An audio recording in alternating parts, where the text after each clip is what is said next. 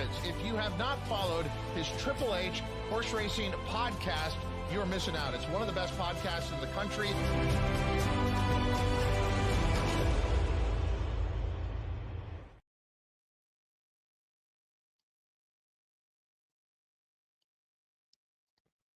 Good morning and welcome to another edition of Saratoga Today, right here on the HHH Racing Podcast. It is a beautiful morning. It is Saturday, August 30th. Thanks for joining us. We have a big show today as we're going to be talking about the early pick five on the penultimate Saratoga Today show as we are wrapping up closing weekend.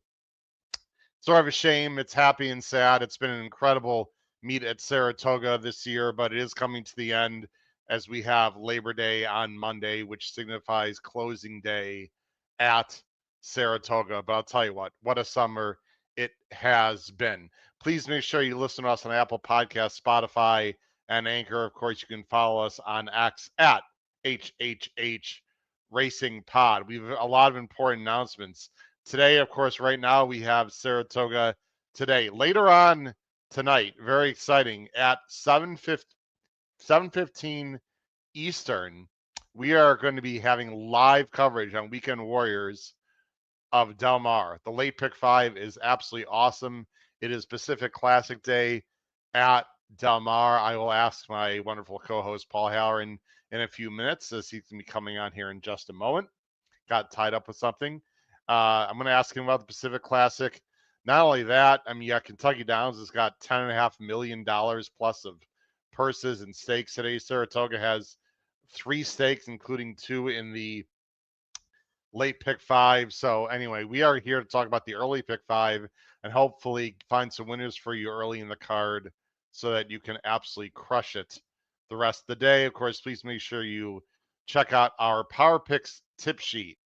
4.5 years plus running, still over a $2 ROI, way above the national average. Look below the video player. Noah Maher last night on the Del Mar Power Picks, which not all of you subscribe to. It's too bad because Noah Maher and Jackson Muniz, I think their ROI is like 250 or something completely insane. 2 out of the 3 horses that Noah tipped out, I believe, last night, won on the Del Mar Power Picks tip sheet. All of our Power Pick tip sheets are great. You should definitely check it out. Go below the video player and look it up on Patreon. It's patreon.com/HHH Racing Podcast, or you can just simply go to our website for all the information. All right, let's go ahead and rock and roll. I've got my wonderful co-host in the background. Let's bring him on right now from the Commonwealth of Massachusetts and the Saratoga Special, which is wrapping up their Saratoga coverage. Mr. Paul Halloran. How you doing? How you doing this morning, Paul? I had the time off, Howard. I thought we were 11. I'm sorry, but it's quite all right. Can't go that late. The races are going to start now. Good point. That's a good point by you. That's what happens when you write 3,300 words on Kentucky Downs for today's Saratoga special. So, wow. Yeah, I want to just say publicly you were very nice that asked me to be a part of the article, and we decided professionally that that's probably not a great idea. And people were like, "Why not, Howard?" Look, I'm not playing Kentucky Downs this meet. I have nothing against the people, the organization, the horsemen. It's not that. It's just a very difficult meet. I'm focusing on West Coast and East Coast. The hills and valleys and Kentucky Downs, frankly, have kicked my ass, Paul, in the past.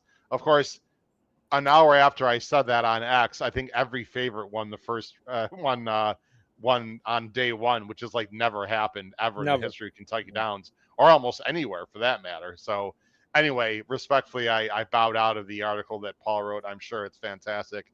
I haven't had a chance to read it yet, Paul. Let's see who's in the comments before we start our deep dive analysis in the early pick five at Saratoga. Look who's up, Lucas Knapp. I guess it's not that early. Roommate of Noah Maher. What's up, Lucas? I will see you soon, my friend. And in the beautiful, talk about hills and valleys. The hills and valleys of Lexington. Can't wait. Paul's going to be there also. Phil Adams, great morning. What's up, Phil? Thanks for joining the show. Tom Espinoza up early as usual on the West Coast. Katie is here. What's up, Katie? Paul Conlon wants some insight on Time to Roll for Adelphi. Ooh, we will talk about that horse. That horse is in the early pick 5. So I got a few things I want to mention about Time to Roll, Paul. I do have some intel. I found out about it. Gary Rice is here. Good morning. Chris Walsh. What's up, Chris? Chris will be on later tonight, not today, tonight on the East Coast for our Weekend Warriors show, which is covering Del Mar. Very excited about that. All right, Paul, let's get into it right now. Let me bring up some things here up on the screen. Early pick 5. Scratches might be out. Are they out, Paul? I have not seen them out yet. I will check. All right. All right. Well, as he's checking, I'll go ahead and bring up the entries here if I can. Okay. Maybe I can't. Yeah, not. All right. Having a little bit of issue getting up on the screen. Okay. Well, all right. Up there we go. Hold on one second. That's not what I want. Okay, here we go, everyone. That's what I want. Let me go ahead and take off these banners here and let's rock and roll. The opening leg, first race on the final Saratoga Saturday card is a main special weight with an $80,000 purse, 6 furlongs, 4 2-year-olds. They are restricted to horses that have sold or RNA'd for 60,000 or less. So these are not New York breds. They could be any bred. I believe they're New York breds. They don't have to be 60,000 or less. I recall that little twist in the condition book. You see the field right now. We don't scratches yet. I don't believe. Field of 9, Moorline favorite number 2, Nay Baby. What a very apt name for a horse. Engelhardt and Jamie Rodriguez. Now, Paul, we talked about this a lot on our show on Thursday. As I bring up banners on the screen, a lot of jockeys are all over the country. Oops, not what I want. A lot of jockeys are all over the country and not at Saratoga, so it's going to be very interesting. Why don't we tell everyone first the mainstays?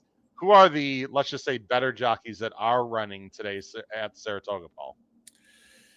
Okay, well, let's go to the stakes. I was ready to talk about who's not there. Dylan Davis, of course, is still in town. Yep, Carmouche. Carmouche, who's having a phenomenal meet, is in town. Blast from the Past, Victor Espinosa will be at Saratoga today.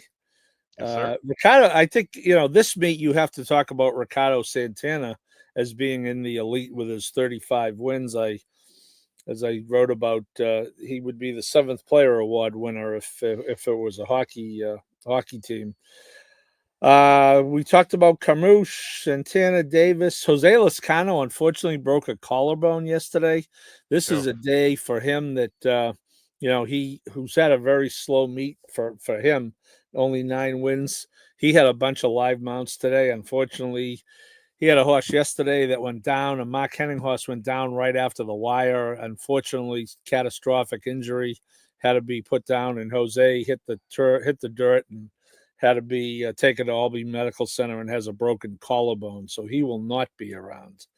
All right, so there are a lot of other solid jockeys. I'm not, Zayas is actually in town today. Machado's in town. Gets a shot. Yeah, yep. He gets it's gonna be interesting, shot. Paul. Yep. Let's go ahead and talk about. Actually, well, we need to talk about race 1, but let me put us back on screen for 30 seconds. I don't know if you saw this on X. Breaking news about an hour ago. Speaking of breaking, we got a broken leg with Ryan Moore. Ryan Moore, a slight fracture in which leg, I'm not sure. According to what I saw on X, straight from Aiden O'Brien's mouth, could be anywhere from 1 to 3 months. So he's going to be off for a while. Breeders' Cup's in 2 months. Let's hope Ryan Moore is going to be there, Paul. That I would like to see him on Aiden's top horses. There's plenty of great Euro jockeys that have come over for the Breeders' Cup, but it would be nice to see Ryan Moore there. So anyway, a little breaking news there this morning as we talk live here on Saturday morning. Ryan Moore will be out for a while. Hopefully he will be ready for the Breeders' Cup. All right, here we go, Paul. 9 horses in this race. You see our picks on the bottom of the screen. Definitely some guessing that needs to go on here. Check the board, tote board for clues. I'm going 491. Paul's going 692. We're both going to go with a little bit of morning line prices, although we'll see what they're going to be on the tote board. Paul's going to go 2 ducks, Carlos Martin and Dylan Davis. 2 ducks is scratched, Howard. They just came out. Okay, we're not going with 2 ducks. It's funny. I had a couple of horses on the power pick scratched yesterday too. I'm in a scratch zone, so I guess that means Paul's going with Jolted. Okay. Well, so ignore the picks on the bottom of the screen. They're coming up as we speak. So Paul's going to go with Jolted, who I have in second. This is a Whit Beckman horse, blinkers on, ran perfectly fine in a race that I was there for in person when AI came from completely out of the clouds. The race totally melted down, and Jolted was relatively close to the very, very fast pace, puts blinkers on, should be very live here. Yeah, I thought the trip might be right from out here. Boy, how that was that one horse, right? That dove to the inside. Yes, just he was like at the 8th pole, and the rest of them were at the 16th pole. One of those deals. Yeah, and broke like 5 lengths slow and knocked the hell out of our group out of the pick 5. I think was the longest shot on the board. But anyway, the Jolted was up close and should be up close again. Yeah, and certainly with Kendrick up, you have no worry about not getting the aggressive ride if that's what you're looking for. This is it's good they write these races. It kind of levels the playing field, so you don't have a $60,000 horse lining up against the $1.2 million Peter Brandt. So it is wide open to that degree, and I'm sure you'll talk about your pick along those lines. But I almost picked the 9 anyway, so now I'm into the 9, and I'm fine with having the 9 as the top pick. Yep, and I do have some workout information. Let me take this off the screen because we don't want to break any rules for DRF. I do have workout report. Let me get it up here. Jolted had a nice B workout recently. Was sharp and galloped out well. Did not have blinkers in that workout. Just to let people know about that. I am going to go with a horse that might want to go longer, but has got a lot of class here in terms of the breeding. Number 4, French Knight. McPeak not really known to win in sprint races debuting, but the horse has been very sharp at Belmont. The sire, of course, Midnight Loot, who won Breeders' Cup sprint in a race that you were at, I believe, at Monmouth, and actually won it twice, right? Midnight Loot it twice, I think, a Breeders' Cup sprint champion. The Damn French Park wanted to go longer, but was a grade stakes horse. The progeny genre, almost 500,000, although again, maybe better a little bit longer. Parc Monceau for Mott, again, maybe a little longer. I just don't think this is an overly tough field here, Paul. And if French Knight breaks well and is not too far back, I think he's interesting. 10-1 morning line. I'm assuming he's going to get bet down. If he doesn't get bet down, Paul, I'd be much less interested. Check the tote board in these kind of races, right? Yeah, and McPeak and Rivera, didn't they just get picked up at the wire on a bomb yesterday, I believe? I don't know. I'm doing something called. Some of us have to work now, Paul, during the week. Sorry. I don't know. Oh, yeah. Well, no, I was playing checkers myself. Ken McPeak. I'll take your word for it. How's that? I'll take your word for it. Well, it's interesting because Louis rides for him in the morning. We had that story where Louis got hurt in the afternoon. He got thrown off a horse and he was working Torpedo Inner at 6 o'clock the next morning. And Kenny has rewarded him with afternoon rides. So someone put that in the chat. Actually, I think it was Paul Conlon, the astute Paul Conlon, put that in the chat. And they almost pulled that off yesterday, and it was a maiden claiming race. I'm looking at it now. It was the 33-1 Caviar Breakfast got nailed in the last race by a nose to Victoriously, whom we know one of our Power Pick subscribers had in the last race. Yes, and congratulations to that person who cashed big on the pick 4. They had it twice, I believe, yesterday. Hong Kong Fooey. Rudy Rod having a tough meet, tough meet, 2 for 79. However, 22 first, second, and thirds, Paul. There are a lot of big horses that are, main trainers and jockeys not riding here today. And this is a restricted maiden race. So I think this is a horse that race that Hong Kong Fooey could be live here. And I also like the workouts, which I'm not sure you were privy to the workout report, but solid B workouts, which for this level caught my interest. So complexity, Colt, breaking from the inside, not the easiest place to do it. Nay Baby, I suppose, can win. That was a pretty classy race that Nay Baby's coming out of. He's live also. I don't know. I think he might be overbet. I don't have really any special intel on the two. Yeah, Jeremiah's always good with these early starting horses. I agree. I think that race was fine. Number wise, it stacks up. Although, if you're going to go by the numbers, we should talk about the three a little bit. Imagine Jen Antonucci's horse, who's still a maiden, she thought enough of to run in the Grade 3 Sanford. Kind of run the same race all three times, though. I think if you're looking for a horse to get over bet, I think it's probably going to be the three, just because you see that Grade 3 race there. The horse is kind of run evenly. I wonder if this horse might want to run longer, but it's a fairly open race, as evidenced by the fact that you have a good opinion on a 10-1 shot. Well, only good opinion if the horse runs well, but we shall see. The scratches are just coming out. They have not updated Equibase. You have them, Paul. So as we just go through each race, any other scratches other than the 6 in the first race? First race, no. Before we go to race 2, Paul, we got to talk about someone at the bottom of the screen here in the chat. Jose Marco Maribel, buenos dias. A la hora empiezan las carreras. What's up, Jose? Thanks for joining the show. Greatly appreciate it. Muchas gracias. Please make sure you watch and spread the word. And good luck today, my friend. Okay, let's see here. We are going to go to race 2 now, Paul, as I got some scrambling and I'm just doing here, as we are live, of course. Race 2 is a main special weight on the turf for New York breds, mile and a 16th, $90,000. Are there any scratches, Paul? Just all the AEs and the all MTO. The AEs are out. Okay. And the MTO. Okay. So 1A through 15 are out. That puts us as a field of 10. Picks are on the bottom of the screen. I'm going 8-3-1. Ooh, Paul's going the same horse. I'm going 8-7-3. We're both going with a Twirling Candy colt. Twirling Lad, Horatio De Paz, and Kendrick Carmouche. The number 10 is an Adelphi horse. I do have information.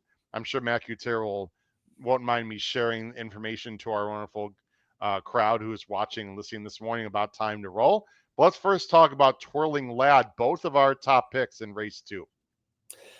Yeah, well, of course, start with they wanted to run this horse on the turf right off the bat, which is a good sign, and which is not uncommon. A lot of times, especially with horses that need to get going, the race comes off and they keep the horse on. The horse ran a fine third, way back. That Minor Inconvenience came back and won the funny side the other day. So that turns out to be a good race. They get him back on the turf. The Twirling Candy's obviously running the turf. It's a Pioneer of the Nile mare, which is also good for turf. We talked about Kendrick. You get Kendrick. De Paz is really underrated. Very good trainer. I just think it's a good spot for this horse, and I think it's where they wanted to be, probably on the turf going a little longer. Agree. And to even place our point even higher, Twirling Lad, Paul, since his run 2 solid B workouts, the last one finished willingly, going easily with blinkers on in that workout, puts blinkers on today. I like that a lot, Paul. I know a lot of people don't have that kind of information. I like when they work in blinkers and then run in blinkers. Obviously, they're used to, it's not a race, but they're certainly used to having them on.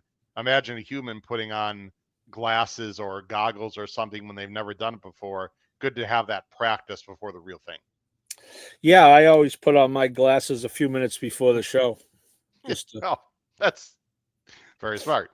Let's see here. You got the 7. You have the 7 Black Silver, 15-1, Paul. Little price play for our guy Ray Lou. The Slumber's great on turf, obviously. I just thought that this. I didn't think there were any stickouts in this race. I thought there were, some horses that maybe are going to take money that you could beat. And this is a great opportunity. Raylu, who has been riding at Gulfstream and killing it for Saffie Joseph down there, gets a shot back in New York. I'm sure he's going to be all fired up. This is a horse bred to go a little longer, a mineshaft mare.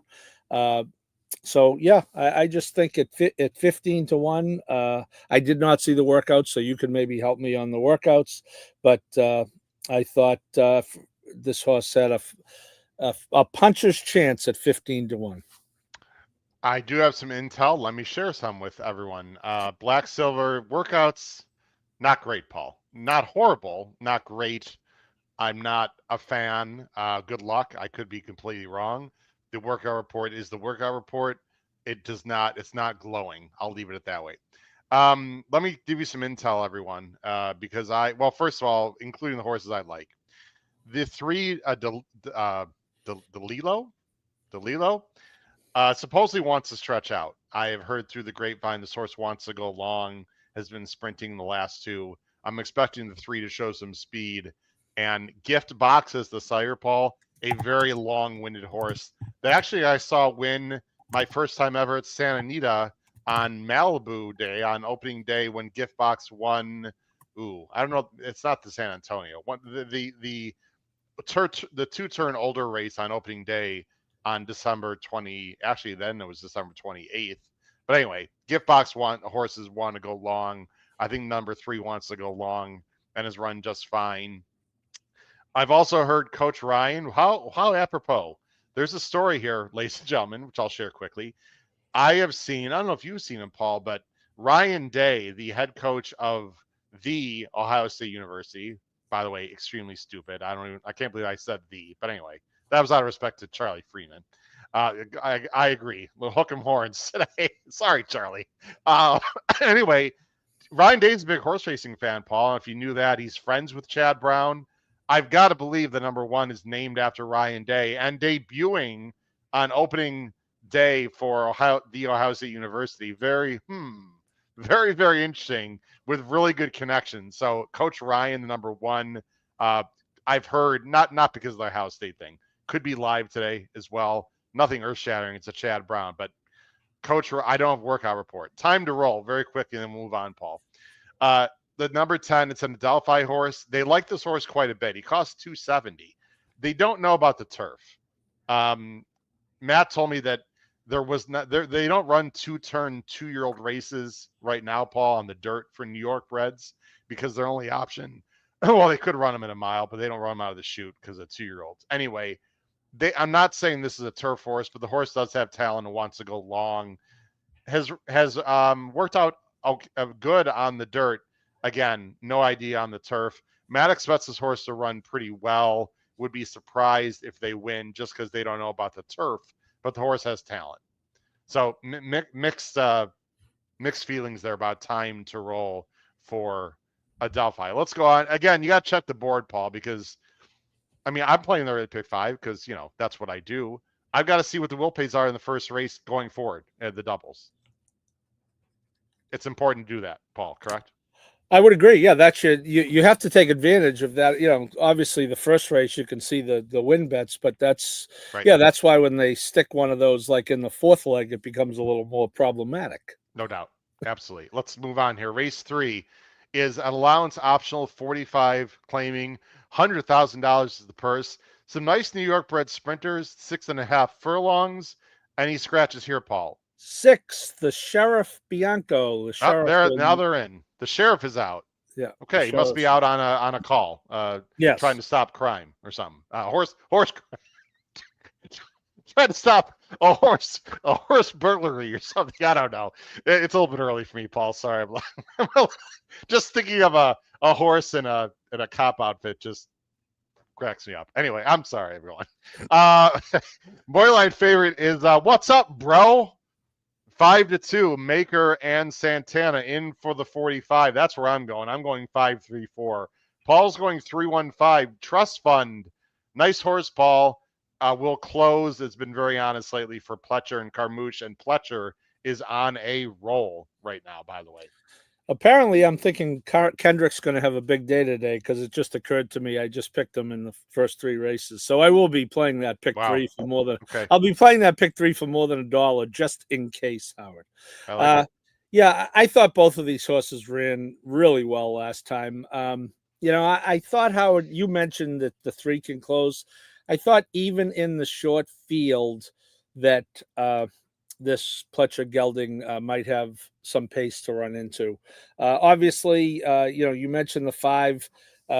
Jay Provenzano is prolific at the entry box down the stretch.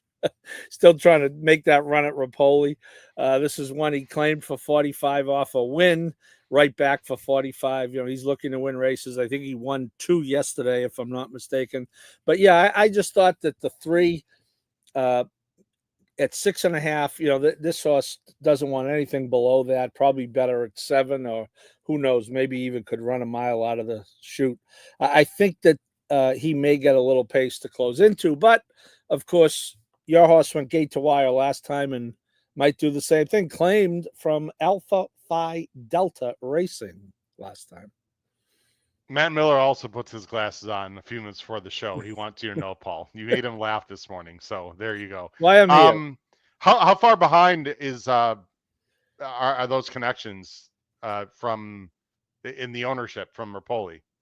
Do you have the standings? You know what? It's funny because I think they include partnerships. If you look on Equibase and you look on Fox, it was different. I think it was about 4, maybe.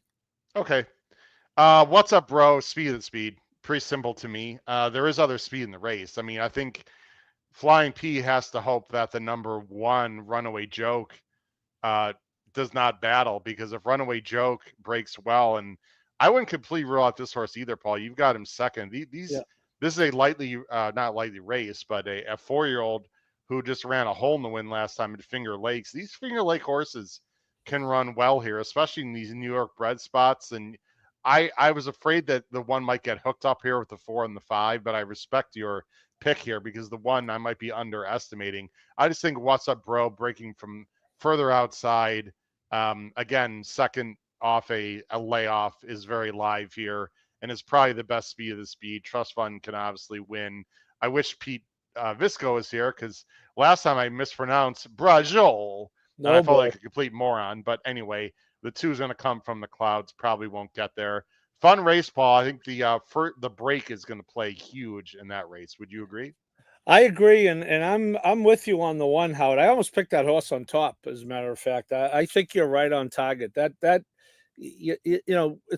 Look at the horses coming in from Finger Lake. Look at how they're doing, right? And this horse is appeared really good. I had a maker stat in yesterday's Power Picks that would be relevant to your horse. He's 17% off the claim, a percentage that holds up when you add dirt sprints as a filter, which is noteworthy due to Maker's success on the grass. People might just assume that his numbers would be skewed to the grass.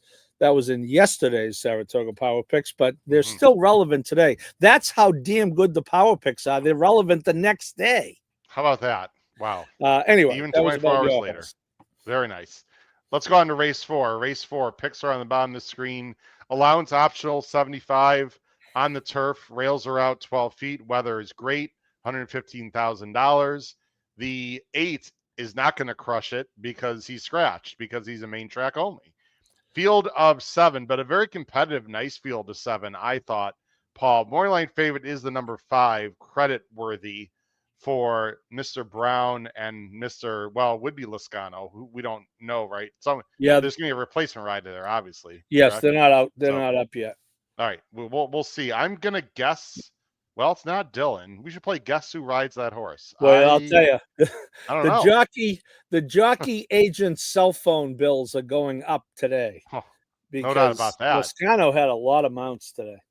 Yeah, this is going to be interesting who rides that horse. Anyway, I'm going 5, 6, 7. You're going 6, 1, 7. Set. Nice New York bred. Tried open company for a while. Back to New York breds. Cassie and Dylan. Set's a nice horse. Can absolutely win this race. Yeah, I think this horse is in really good form. And, it may not be a coincidence that, Mark gave him 9 months off. Mark is obviously a very patient trainer. This horse is just, ran in the Penn Mile last year, by the way, which is Mhm. probably a grade 3. It's a grade 3. You could argue in some years it should be a grade 2. Just two really good numbers off that race. I saw the last race. Yes, I was there for the last race. That was no, I wasn't. I got into town on the 26th. Anyway, ran really well. The race before, Waralo came back to run very well off that race. I think the horse is in good form. Dylan, I think, is riding much better now than he was at the beginning of the meet. I think his aggressive streak has come back a little bit. And, on a day like today, Dylan could be the big fish in the smaller pond. No doubt about it. I have no argument with any of that at all. I'm going to go with the one inside, creditworthy for Chad. We'll see who's going to be riding. I thought his first two starts last year were really good at Matoli gelding. Patio Prado on the dam side. Didn't run great. Actually did ran just fine at Keeneland. Just lost. One on the slop. Only bad effort was the pure dirt race that was on fast dirt. I think they just wanted to try and see if he could handle it, and clearly he did not. Getting back to what he wants to do, 2 work since, doesn't need the lead. A lot of things to like here. I wouldn't take that low a price. It feels very much like it's going to be 5 or 6 here, depending on the break or the trip. Although we both have the 7 in the mix. Twisted Filigree, who I bet last time I felt bad about it because the horse just didn't run great, and I should have seen that because 2 starts back it was sort of a slower pace, even though I know it says 21 and 3 and 44, but that turf was blazing fast that weekend. That was the 4th of July weekend. However, he does break outside our 2 horses, Paul, and if he can get to the lead and it's not too fast, I think he is capable. The number 7, Twisted Filigree, you have third, and I have third also. Yeah, I agree. He did run well last time, Howard, but then there was that final 1/8 of a mile to contend with, which is often. Well, that is part of the race, no? Yeah, just ask Schwarzenegger. Yeah. Oh, wow. Yeah, no kidding. But and Eric Cancel, Howard, is a guy who could benefit from today's situation. I'm not nothing personal. Don't know him. Not his greatest fan as a rider, but he's limited mounts at this meet. Only 36. He's won 4 of them. He may pick up a few. I would think the strategy remains the same on this horse, right? Just go and try to go as far as you can. Yeah, the final verdict. Oh, sorry, didn't mean to do that. Final verdict's a nice horse on the inside. The 1 bonus move. It's a pretty competitive field, I think, for a 7-horse field. I don't think. I mean, unless you want a single set in your early pick 5 or your pick 3, you could do that. But I wouldn't. I wouldn't. What the hell's that? That's you're setting. I know. I got it. I know. Anyway, how's your passing? Can't really do it on screen. Can we pass? Okay. I dig. Do you dig once in a while, Paul? All right. That was anyway. All right. It's the morning, people. Give us a break. We're a little, Good thing we're not drinking, or maybe we should be. Well, maybe I'm drinking orange juice. At least I don't think it's a mimosa. I'm not sure, but I think it's just orange juice. All right, Paul. Last race of the sequence today, the early pick 5. Paul, this is my strongest opinion of the early pick 5. Ding, ding, ding. Matt Miller, no hidden words. No, I think Howard finds something interesting. This is my best play of the day for the early pick 5 in race 5. And I like it so much, Paul doesn't even have my horse in the top 3. That's how much we agree on it. So let's go to it right now. Race 5 is an optional claimer, $100,000, $45,000 claiming tag. It's for New York breds, and it's out of the chute. I know a lot of people don't like the chute. I have no problem with the chute.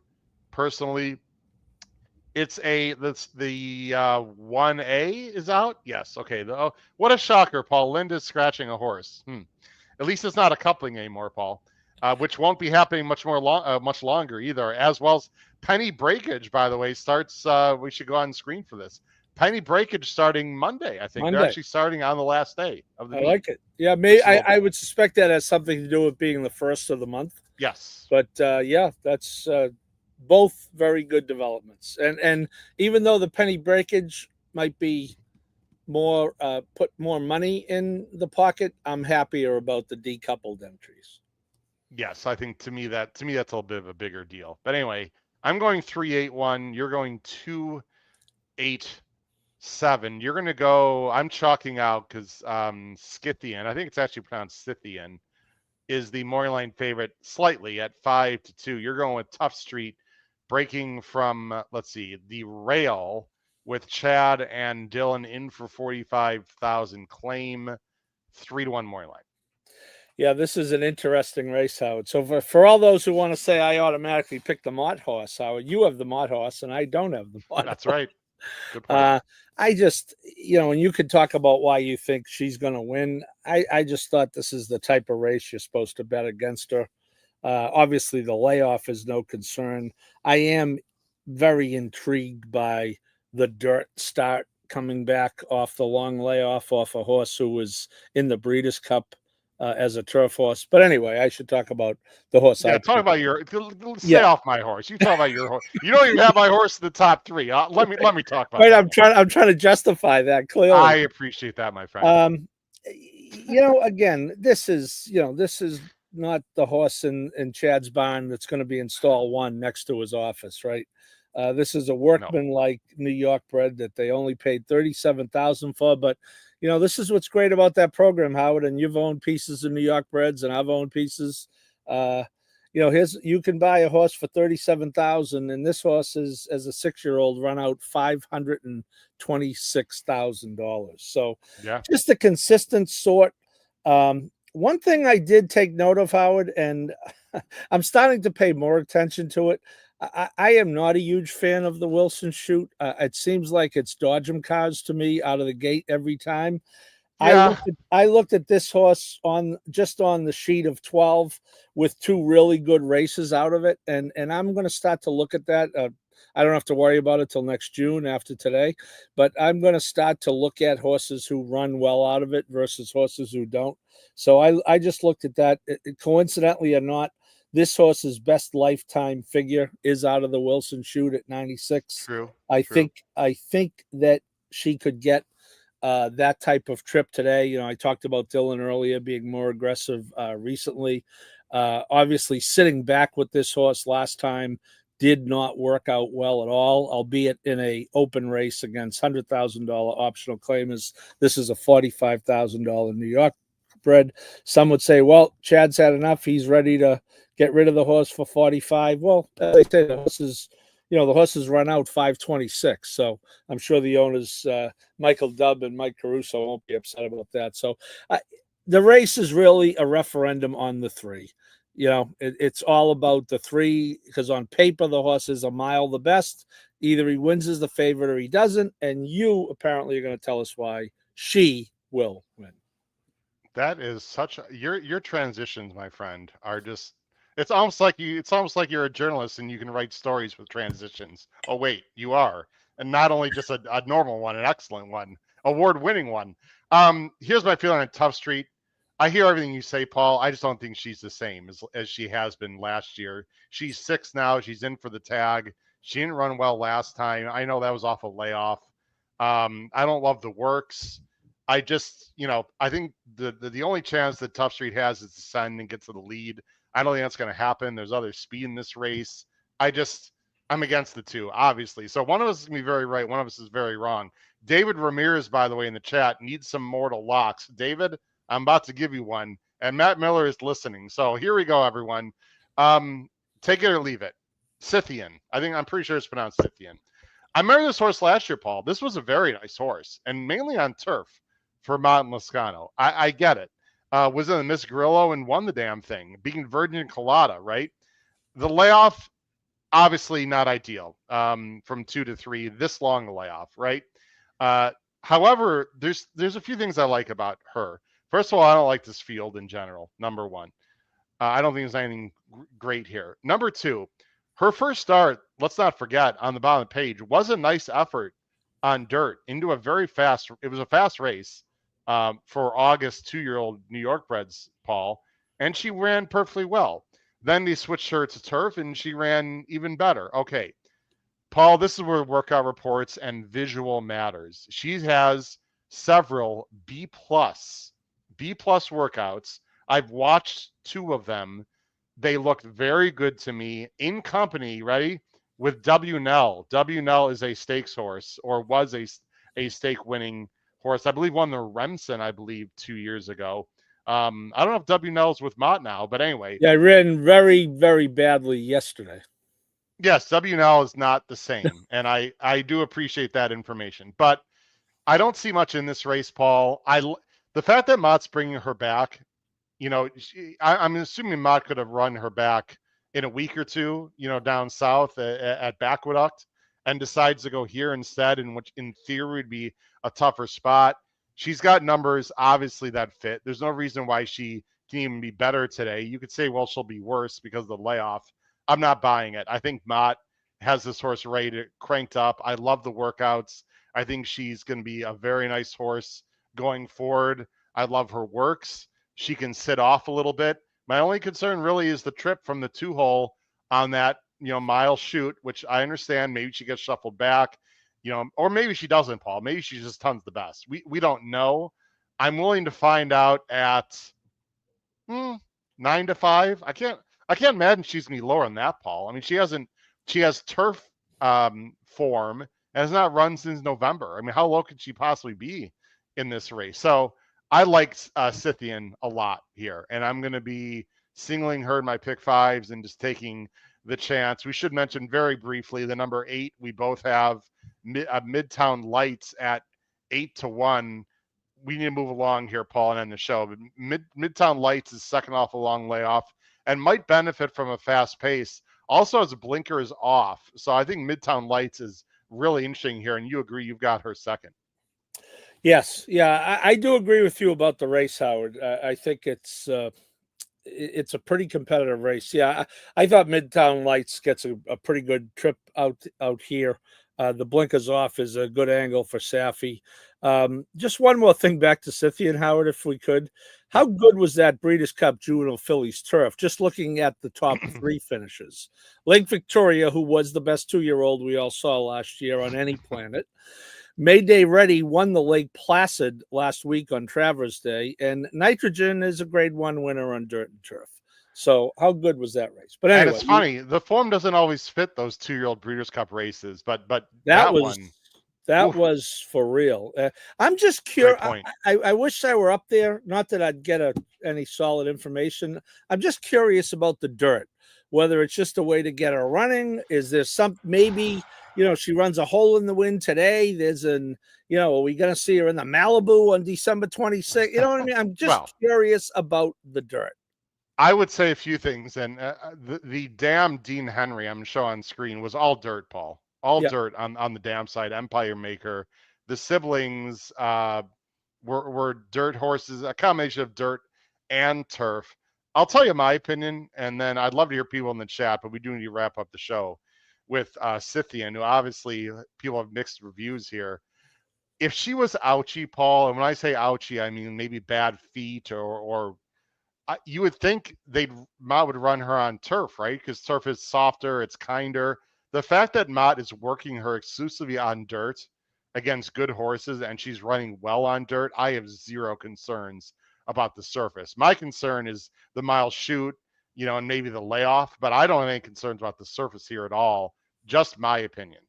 Yeah, based on everything I just said. Again, I wouldn't call it a concern. I call it a curiosity for me. And I question. Why don't you get on the phone, my friend? Don't you have his number? Yeah. Good luck getting any solid information standing next to him, let alone by phone. All right. But I question anything like this with the long layoff, different surface. I question nothing that he does. Nothing. It's a fair point. I'm assuming if she runs well here, we're going to see her in some kind of restricted 3-year-old filly New York bred stake downstate before the end of the year, Paul. Or I'm assuming they'll campaign her over the winter in some 3 to 4-year-old stake races. I would assume going long. I don't know. We'll see. Scythian is very interesting in race 5. People need to make a decision. Paul's going to toss. I'm going to single. That's what makes this game Great. Paul, before we end the show here, as we're going about 45 minutes, really appreciate everyone watching and listening. I'm sure people will be interested in our opinions, or your opinion more specifically, in the big one today, the real big one to me, which is the Pacific Classic. I was on with Pacific Horse Players earlier this week. We had a great time. I watched. Very quickly, Paul, Good are show. you in? Good Thank you. show. Had a lot of fun. Are you in camp fierceness, Nisos, or journalism today in the Pacific Classic? I'm sure you looked at it, my friend. Oh, I looked at it, and I'll be playing it. I'm not sure how yet. In an odd way, I think I'm rooting for journalism. I, like everyone else, respect this campaign. Obviously, I am card-carrying member of Team Sovereignty from last year. Don't call me a Johnny-come-lately. I had him in the street sense last year, okay, folks? But I think he is going to run well. I have an odd feeling that fierceness might show up today. I hope. I know Ryan's not up yet, so he won't have a stroke when he hears that. I have an odd feeling that they got to be sending right from the rail. Johnny V's not flying across the country to have a passive trip on the horse. And I just don't know. I mean, I can see the greatness of Nisos, but, that last furlong can be an equalizer. If it may not be an equalizer today, perhaps it'll be an equalizer down the line. Okay, so I want to. I'm going to pick journalism. Where's your pocketbook? Where's your pocketbook? I'm going to bet journalism because fierceness still is a little. Do we know if he's showing up? I think he will. I'm going to pick journalism. Okay, that's my top choice. I have a feeling it's between Nisos and journalism. Nisos could run a monster race, wouldn't surprise me at all, and win by 3 or 4. It's gonna be fun. It's gonna be live here tonight on Weekend Warriors, so please check that out later this evening. Paul, a lot of fun. Really appreciate it. We've got only 2 days left of your favorite meet of the year, my friend, and you're not gonna be on tomorrow morning. It's gonna be myself and Pete Visco. We do have Monday power picks coming out for Saratoga only, but Paul, this is the last time that we're gonna be talking about Saratoga with you on the screen. Any 1-minute final thoughts on the 2025 meet? A best memory? I'm assuming it might be something involved Mr. Sovereignty and Mr. Alvarado, but any final thoughts on your favorite meet of the year ending? Yeah, well, if we can count going back to Belmont, Howard, I was able to watch Sovereignty run 3 times at Saratoga, which is pretty good. But it is a little. I always get a little melancholy walking out of there for the last time. I walked out of there Sunday afternoon, late in the card to come home after last weekend, and then of course I'll be watching Monday. It is special. Was the caliber of racing top to bottom this year the same as in its heyday? Honestly, probably not. But I'll tell you, for a highlight, I talked about it on the show the other night, Howard. The performance of the stars on Travers Day consistently was just something you had to appreciate about the sport. So that's a real high note. And, once it's over, we start thinking about getting to Keeneland. And I texted my friend Kylie this morning, 36 days till I get there. You'll be there before me in a kind of a rude development. You'll be there before me, but you will be coming back to see me. So you won't be, you'll still be part of the family Christmas party. And then the Breeders' Cup, so there's plenty to look forward to, but yeah, it's always a tinge of sadness as it ends. Well, based on that comment that you just said, I think maybe United's going to have me on the no-fly list, and unless Paul Halloran already has a flight out there to Keeneland. But anyway, yeah, I'll be there the first and second week. Paul, very articulate as always. Thank you. Good luck today, everyone at Saratoga. We wish everyone a lot of success. Watch Weekend Warriors tonight and Saratoga Day tomorrow. For Paul Halloran, Howard Kravitz, Saratoga today. Crush your bets at the spa. Take care, everyone. Have a great day. Bye-bye.